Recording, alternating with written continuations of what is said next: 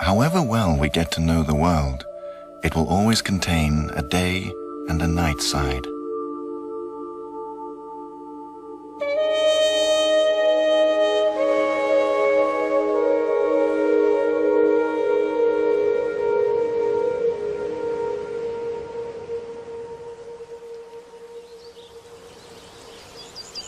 Yellow and orange hues bear the essence of light, Goethe says. An immediate warmth seems to billow towards us.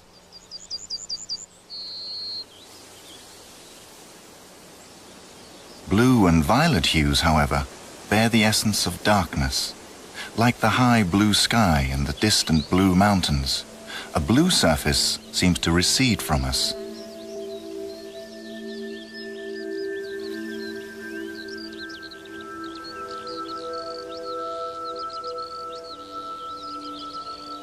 When we look at the world, we see colors.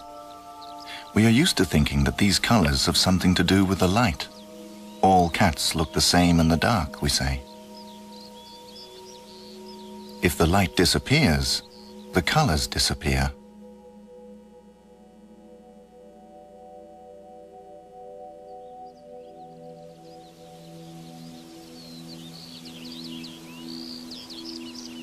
But if the darkness disappears, the colors disappear too.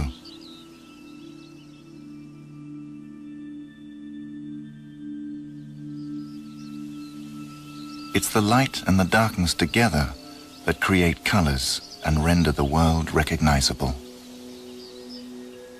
In physics, colors can be measured, but colors possess other qualities and properties which cannot be measured, but which we sense immediately.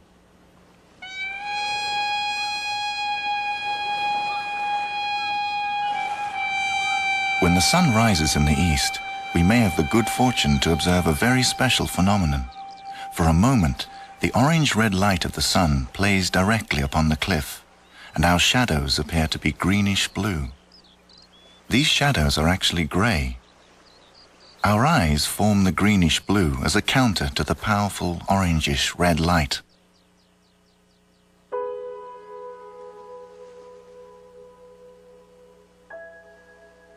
This simpler setup helps to show what really happens.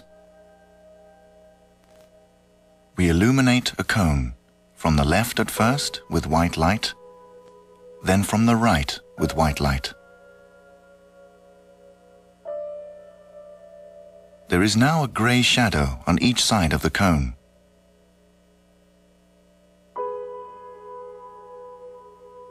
If we add a green filter to the left-hand lamp, the whole setup is bathed in green light, except for the part that is in the shade of the cone. This time, when we switch on the light on the right, which is still white, our vision creates a magenta shade where there is room for it, namely in the grey shadow. If we zoom in until we can't see the surroundings anymore, but only the shadow itself, it stops looking magenta and turns grey again. If we view the shadow in isolation, it is grey, but when we see it in the context of which it is part, our vision invokes a magenta shade. Magenta is green's complementary colour.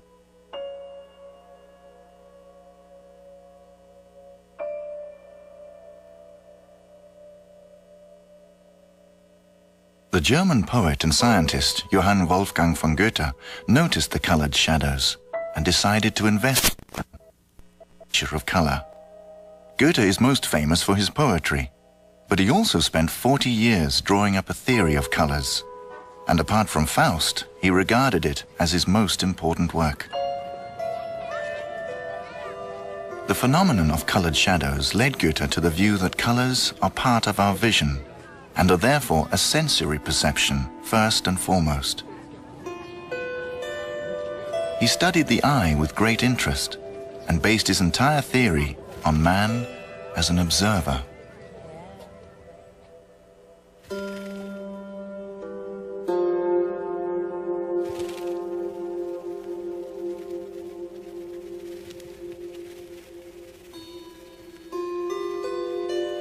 About vision, he said, "It will always strive for totality and unity, as we see from the coloured shadows. If the cone is lit from the left by violet light, we create the complementary color yellow by ourselves.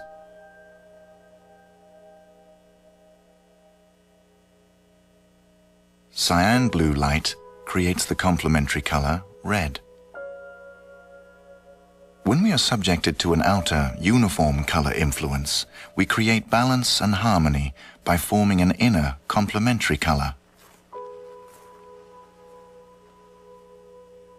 Colored shadows cannot be seen on their own, but only in the context in which they appear. They have no wavelength and therefore cannot be measured. So according to the scientists, they do not exist and are dubbed an optical illusion. Nevertheless, we see them.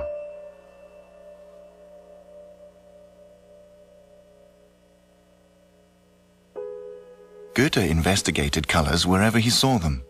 He tried to chart their qualities and essence, when and under which conditions they arose, when we see them, and how they affect us.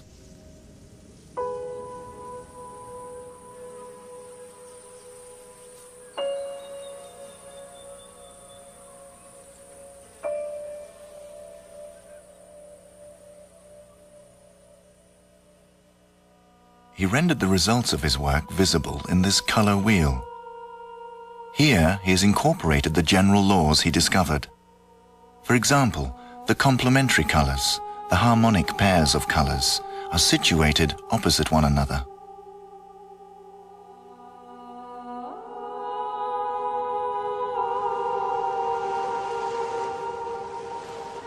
The harmonic pairs are an expression of the intercourse between the seeing man and the colored world. When the world shows us one color, we respond with its other half. Colors help to tell us about the world around us. They tell us that one thing is different from another. We would never spot the tiny berries if they weren't blue. The colors help us to differentiate. They tell us about the seasons and the cycles of life. They show us laws governing the reality we inhabit.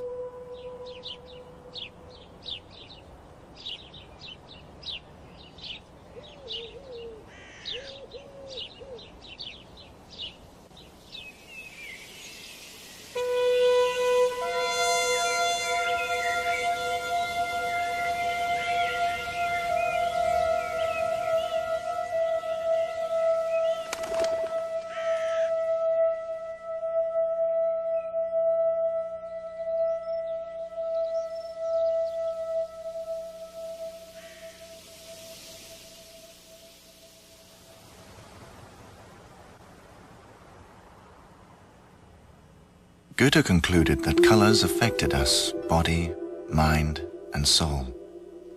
So his Weimar home was carefully composed.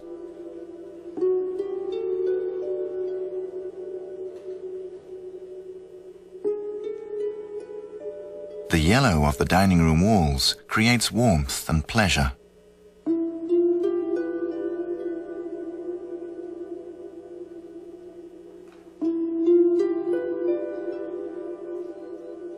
The green-blue hue of his study inspires calm and stimulates the mind.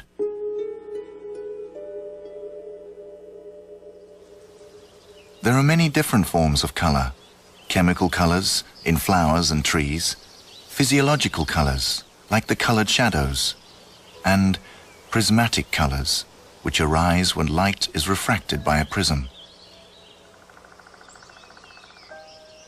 Crystals and raindrops can refract the light into all the colors of the rainbow.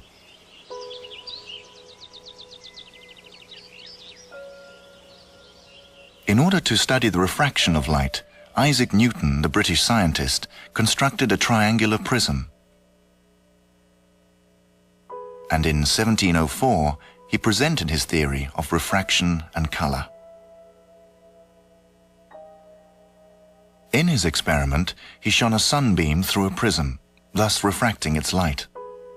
He called the colors that thus arose a spectrum. He concluded that the colors were components of white light.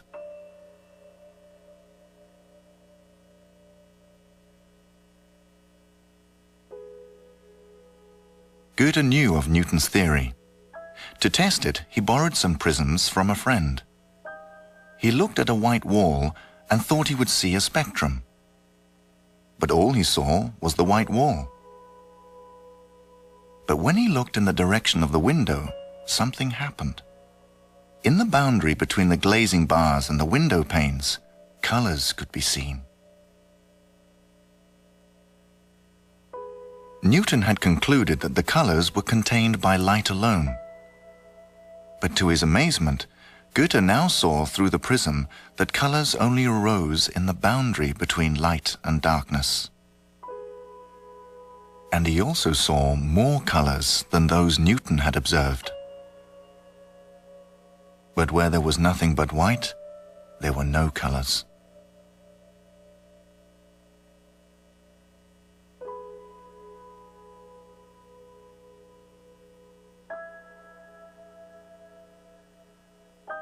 Here are the colors Newton and Goethe saw. Here are the colors only Goethe saw. Newton didn't see these. It was as if he only included half of the colors. Goethe included both spectra in his color wheel. In his experiment, Newton tried to isolate sunlight in a darkened room, and then from geometrical descriptions, he deduced his theory.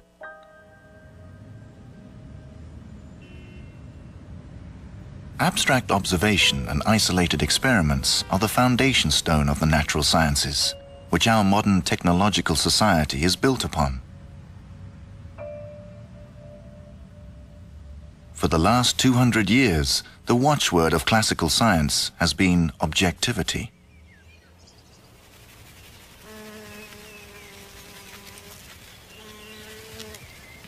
Goethe's view was that sensory perception was important because it links us to the world and gives us knowledge of it.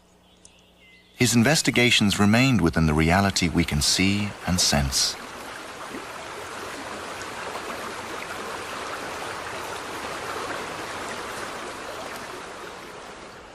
He maintains the association between part and whole.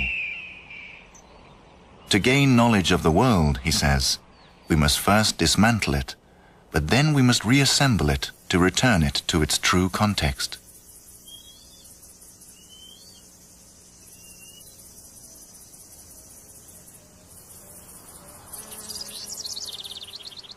When Goethe describes colors where he sees them, he obtains an insight into the world that is revealed through the colors.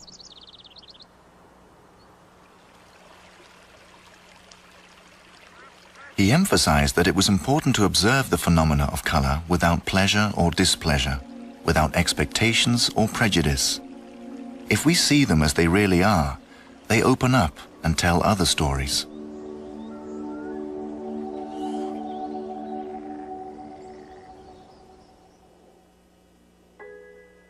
According to Newton and the Western cultural heritage, colors are solely a matter of light. So we have never concerned ourselves with darkness.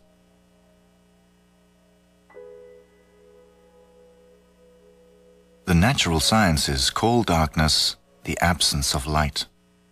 But you can't observe a ray of light or a ray of darkness. That is not a ray unless it is surrounded by darkness or light. In visual reality, light and darkness are equals. Therefore, Goethe says, we cannot talk about light without talking about darkness too. For example, if we look at these rays striking the mirror, we discover that light and darkness can both reflect.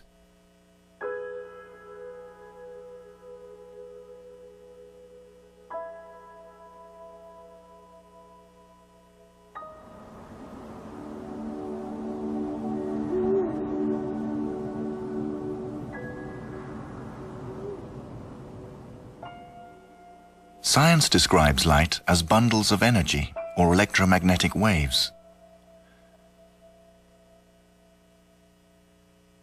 But deep down, we still don't know what light is.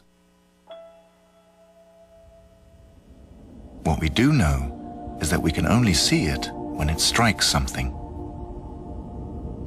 Although the rays of the sun are everywhere in the darkness of space, we only see them when they strike other planets. What we see here is Earth, not the light itself. Light is invisible and only becomes visible when it encounters matter such as the moon, the Earth, a hand, or some countryside.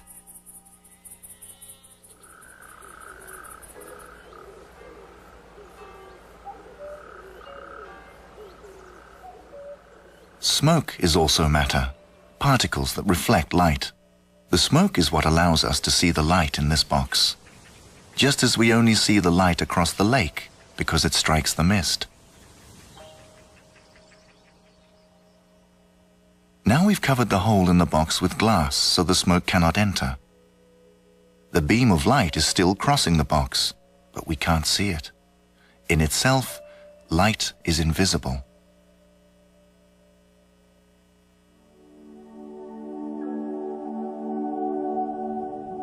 We are used to talking about sunlight, but the light we see is really luminescent matter, namely glowing particles.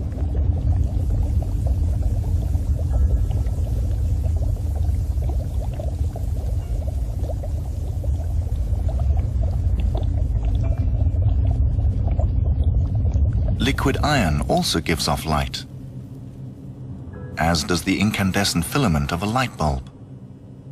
All sources of light are luminescing matter.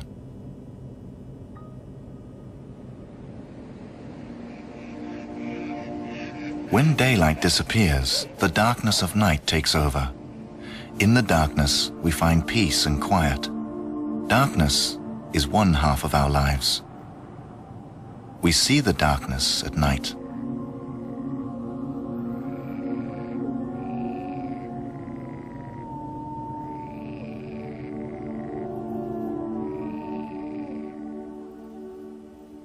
We see darkness in the shadows.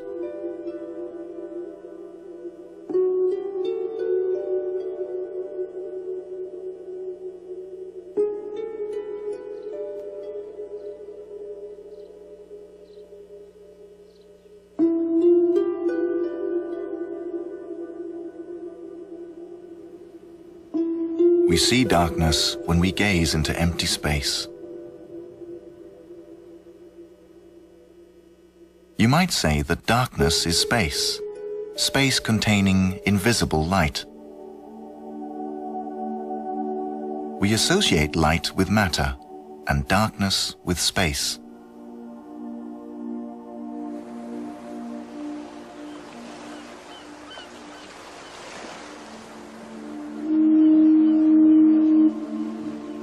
When night falls, shrouding the countryside in darkness, and light no longer plays on the cliff, the trees, and the pebbles and rocks at the water's edge, the space of the universe takes over. The world becomes cold and distant. But when light from the first glow of dawn spills onto the cliff, and the treetops once more turn green and distinct, and the dark sky turns blue, the world becomes textural and present.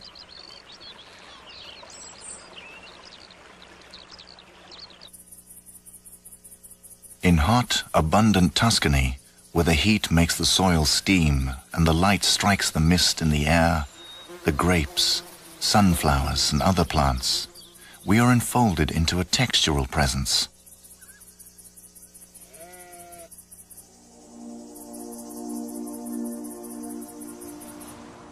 In the cold Norwegian fellscapes, where the air is pure and clear, and plant growth sparse, space and remoteness dominate.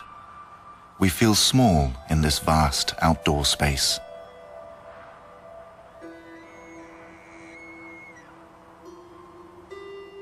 We cannot perceive space without matter, or matter without space. In our perception of reality, matter and space are inseparable.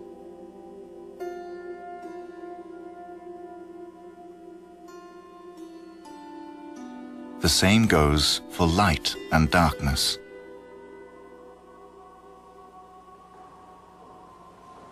Light and darkness form a fundamentally opposing pair. Goethe called it the light-darkness polarity.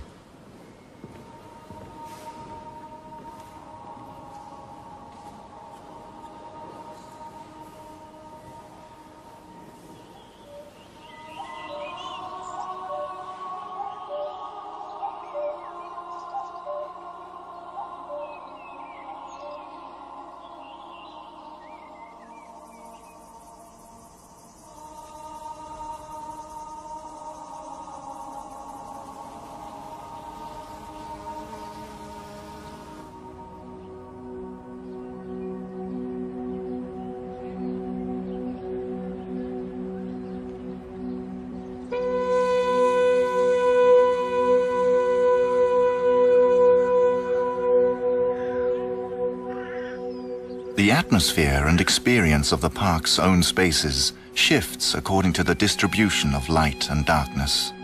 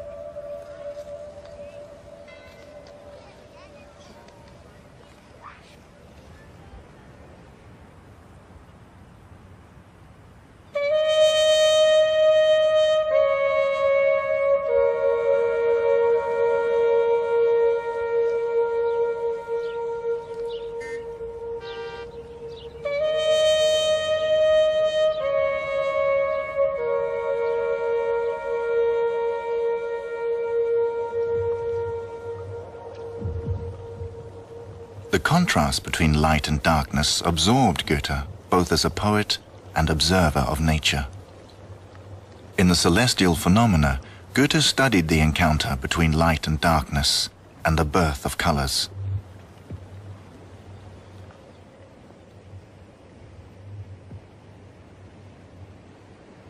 Part of the Earth's atmosphere consists of dust and particles that Goethe called Trübe.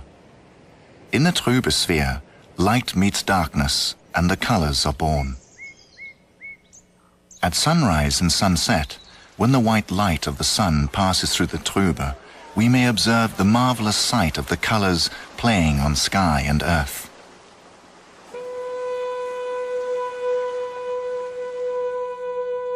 To explain what happens, Goethe ordered pieces of glass to be mounted in the lid of the box. They are colorless, but translucent, and thus have the same effect as the ash and particles in the Trübe sphere.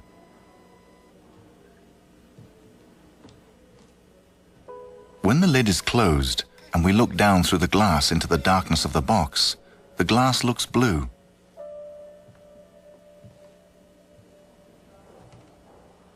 When we open the box and look through the glass into the light, the glass turns yellow.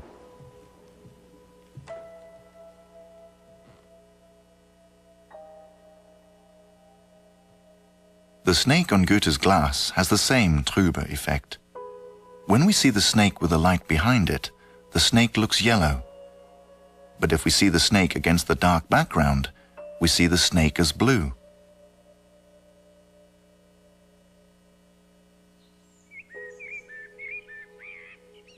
It's the same phenomenon that gives color to the sun at sunrise and sunset. We see the white sun as yellow and red when we see it through the Trübe sphere. The denser the Trübe sphere, the redder we see the sun. The yellows arise in an interaction between our vision, the Trübe, and the sun.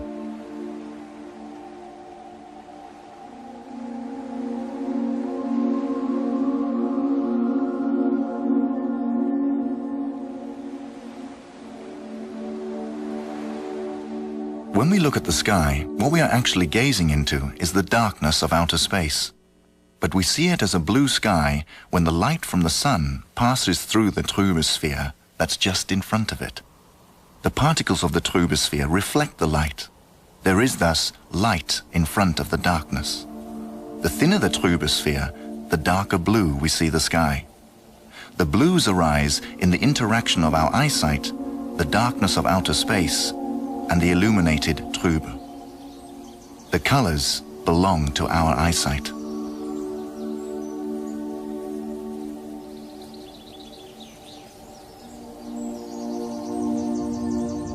When we look at the darkness through the illuminated Trübe, we see the blues. Blue is illuminated darkness. The blues are born out of the darkness with the help of light. When we look at the shining sun through the Trübe, we see it as yellow and red. Yellow and red are darkened light. The yellows are born out of the light with the help of darkness. We see the polarity of light and darkness transform into the color polarity of yellow and blue. Light forms the starting point for yellow and darkness for blue. Yellow and blue form the basis of all the other colors in the color wheel. So Goethe positioned them across from one another in his circle, yellow on the left, blue on the right. The two glass stairways are full of yellow and blue fluid. In the lowest steps, the color is yellow, but the more layers, that is, the denser the light yellow becomes, the redder it gets. The same applies to the blues. The cyan blue gets darker and darker, rising to violet the denser it gets. Goethe called this the color Steigerung, or intensification. Goethe shows in his theory of color that the concept of intensification recurs in phenomena as different as molten iron, a flower, a feather, the sky. Everywhere the same pattern, from yellow to red and from cyan blue to violet.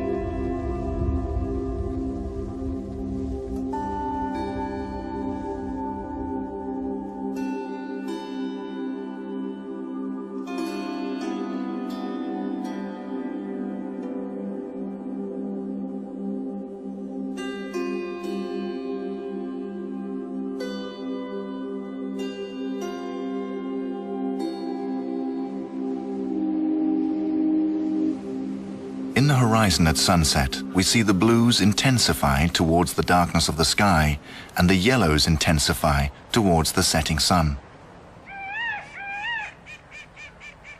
The blue Steigerung goes from cyan blue to violet.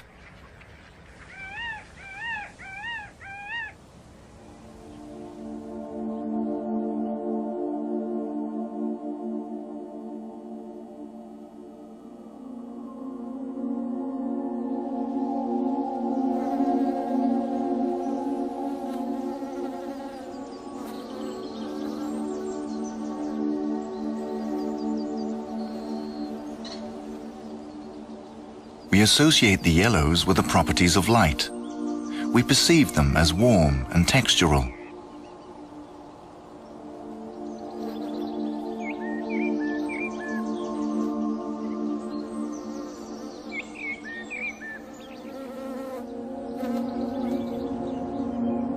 We associate the blues with darkness. We perceive them as cold and spatial.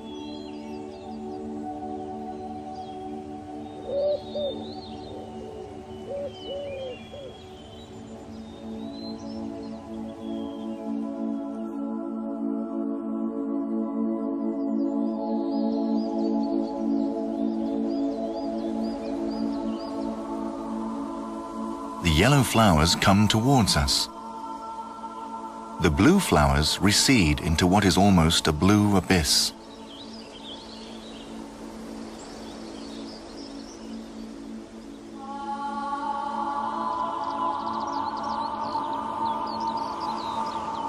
We ascribe properties to the colors corresponding to the polarity of light and darkness, such as hot and cold, proximity and distance, major and minor. And we use colors to describe things in our lives. Golden eras, feeling blue.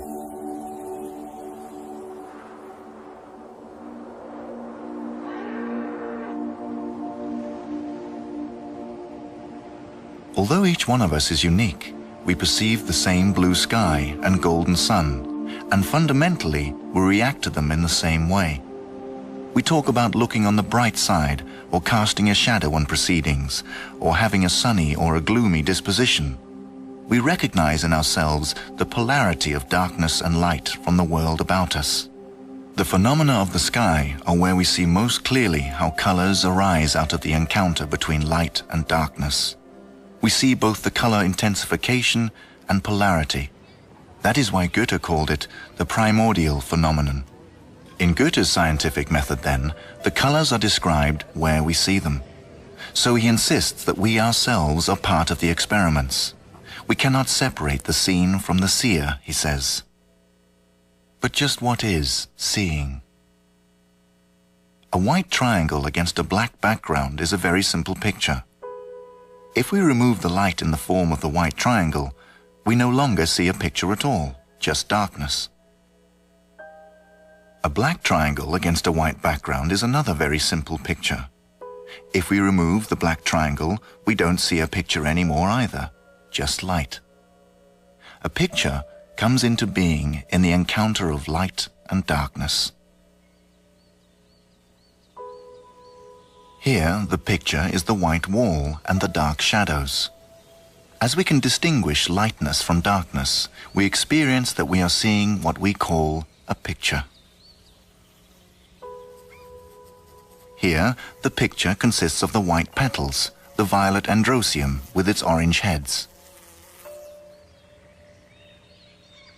The world comes to us in the shape of pictures, and through them we recognize the world. From infancy, we gaze out into the world and build up our ability to distinguish our experience and knowledge of that world. We find our bearings within it and recognize it through what we see. The knowledge and experience we have built up of the world by observing it comprises yet another picture, namely the picture of our memories or the picture of our consciousness. We always carry our knowledge and experience around with us. When we look at the world, an encounter takes place between what we see and what we know. The image of the world and the image in our consciousness are inseparable, like light and darkness.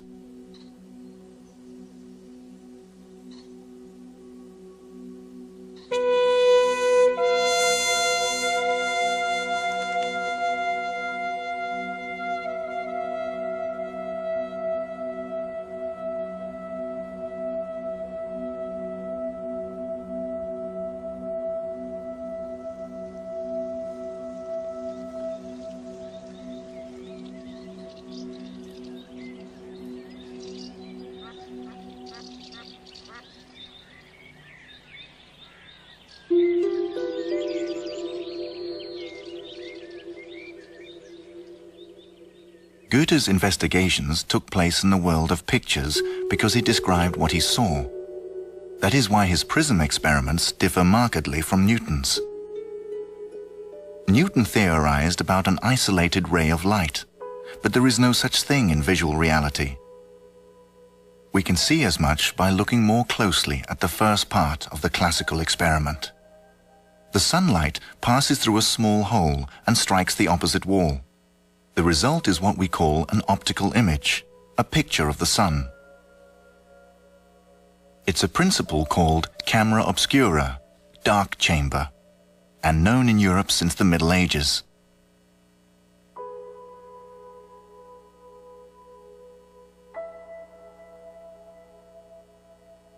When the light from the sun passes through the hole, an image of the sun is formed. What we see is not an image of the whole. The sun contains its own image. No matter how small the hole, and no matter what shape it is, a round image of the entire sun will always be formed, surrounded by the darkness of space. It is not an isolated ray of light. The bulb in the camera obscura emits light into the room. Some of it escapes through the tiny hole in the wall and strikes the screen. Not only is the image of the bulbs depicted through the little hole, but the darkness around them too. That is why we see the picture of the arrow.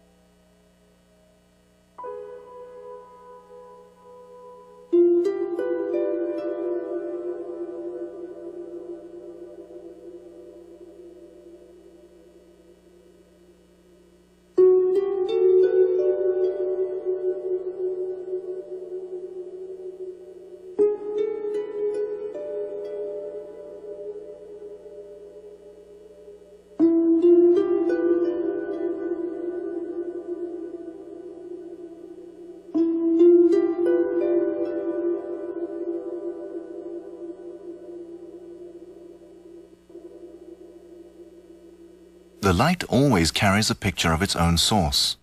Here, the source is the entire radiant image of the tree, the yellow field, and the blue sky.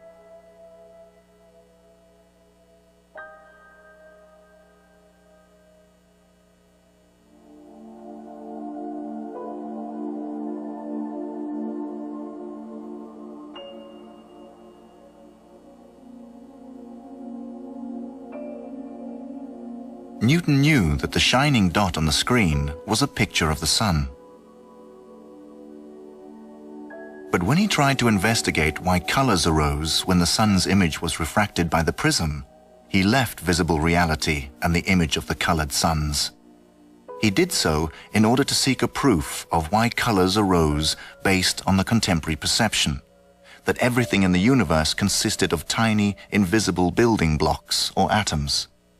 He was looking for the atoms of the colors. Newton imagined that light could be split up so that just one isolated ray passed through the prism. He defined his theory of colors using an objective yardstick, just as science today strives for objectivity and defines the colors in terms of different wavelengths. Science can explain colors without observing them.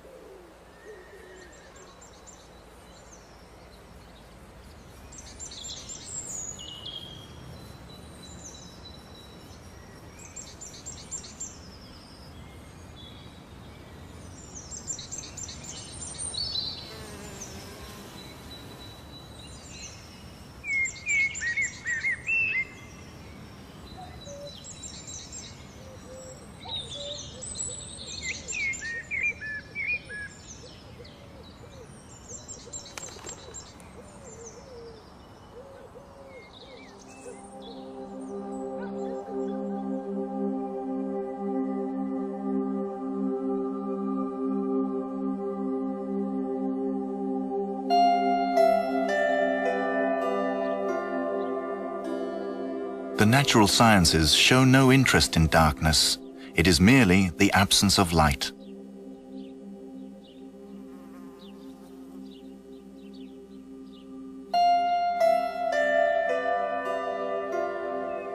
But it is our ability to see and interpret pictures that links us to the world we live in. Pictures that arise in the encounter of light and darkness. Newton presented a theoretical interpretation of the prism experiment, but Goethe chose to examine what he actually saw. He began to explore the image of the color spectrum. He replaced a white square against a black background for the round sun. When the image was projected through the prism, he saw two color spectra, a yellow-red one above and a cyan-blue-violet one below. He observed that it was in the horizontal boundaries between light and darkness that colors were born. He called the two spectra boundary colors. The boundary colors may also be seen in the sky where day meets night.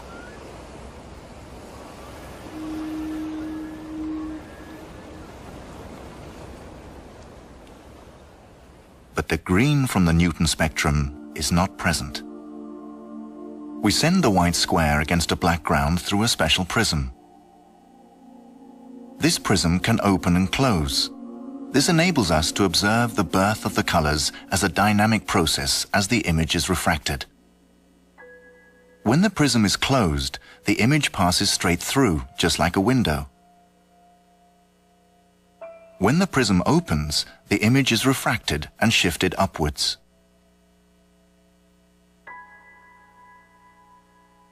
We now observe the way the boundary colors arise as the prism opens. Yellow-red below, blue-violet above.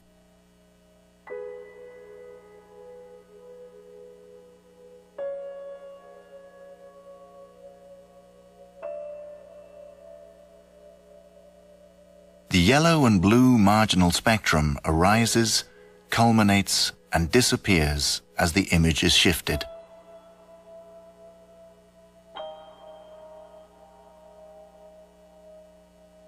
If we substitute a bar for the square, reducing the distance between light and dark, something else happens.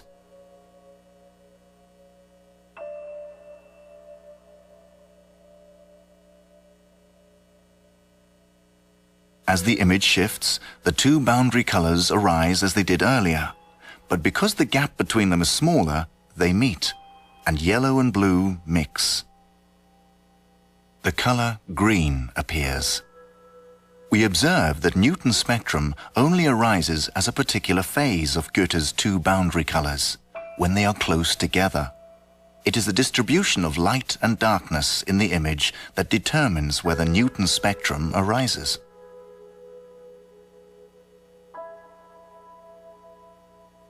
Newton concentrated on a theoretical definition of the colors.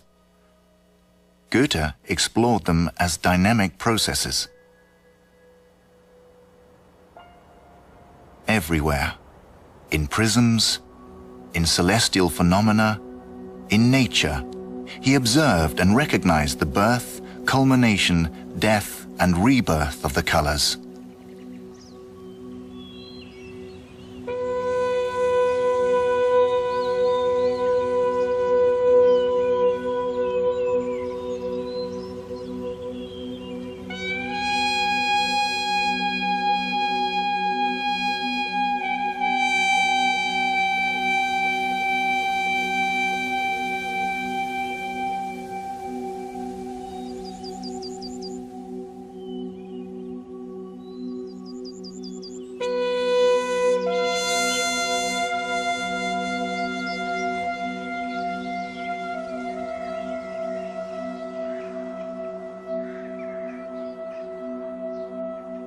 He sought general laws.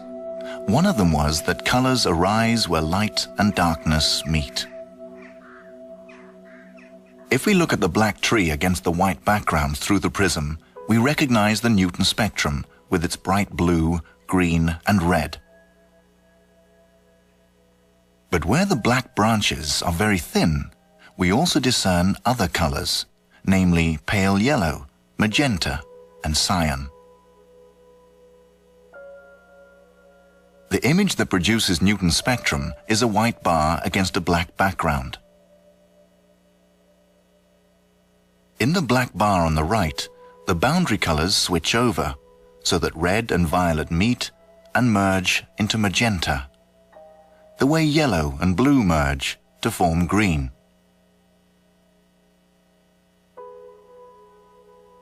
Here is the dark spectrum that Newton found, together with the light spectrum that Goethe added.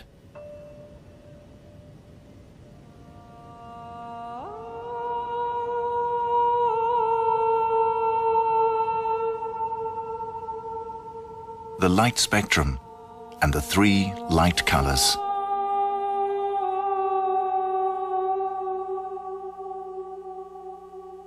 The dark spectrum and the three dark colors.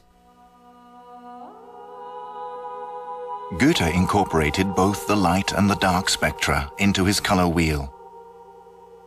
In the color wheel, we recognize all the general laws the colors abide by everywhere in nature, the nature we are a part of. Because recognition is harmony, Goethe calls his color wheel the harmonic color wheel.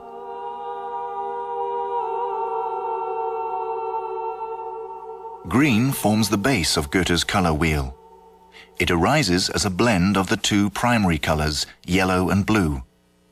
The polarity is suspended, and balance and calm emerge.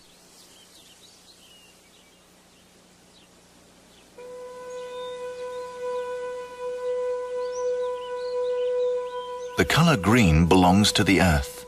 Everything, yellow and blue flowers alike, start from a green sprout, just like every other plant on earth.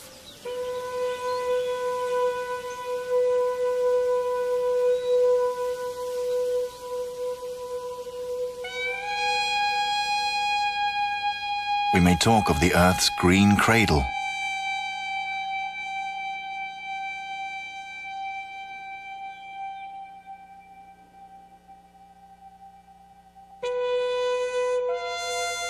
Magenta forms the top of the color wheel.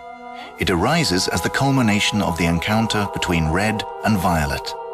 Here, too, the polarity is suspended, resulting in a sense of sublime peace.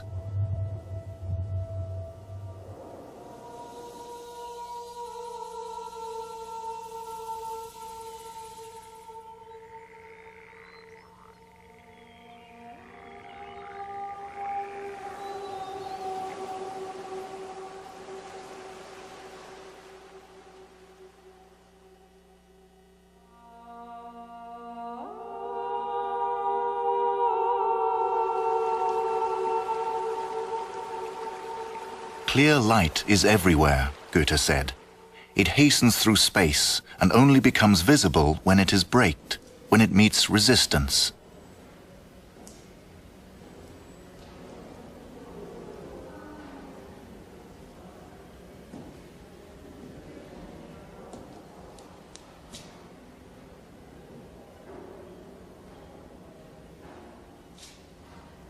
Light and darkness are engaged in a never-ending struggle. Sometimes light wins, sometimes darkness. Even in a pansy, we recognize light and darkness.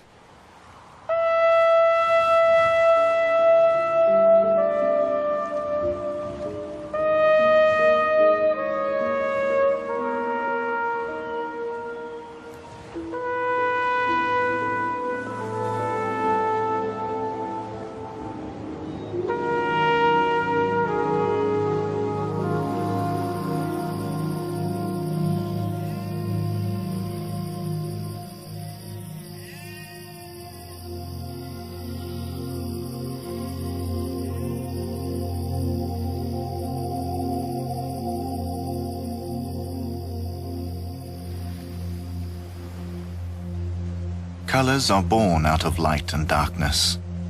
They always have been and always will. We are part of the world of colors, and through them we gain knowledge of the world and of ourselves.